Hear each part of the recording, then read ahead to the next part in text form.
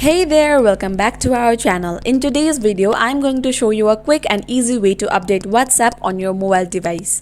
Keeping your WhatsApp up to date ensure you get the latest features and security improvements. So let's dive right in. The first thing you need to do is check your current WhatsApp version. To do this, open WhatsApp on your mobile device. Then tap on the three dots in the upper right corner to open menu. Go to settings and click on help. Here you will see the app info section. It will display your current WhatsApp version. Now, to update WhatsApp, go to your device App Store. If you are using an Android device, that's the Google Play Store, and if you are on iPhone, it's the App Store. In the search bar at the top, write WhatsApp. You will see WhatsApp in the search results. If there's an update available, you will see an update button. Just tap on that button to start the update. But since my WhatsApp is in updated version, there's no any update option here. Once the update is completed, open WhatsApp. You will be now using the latest version with all new features and security improvement.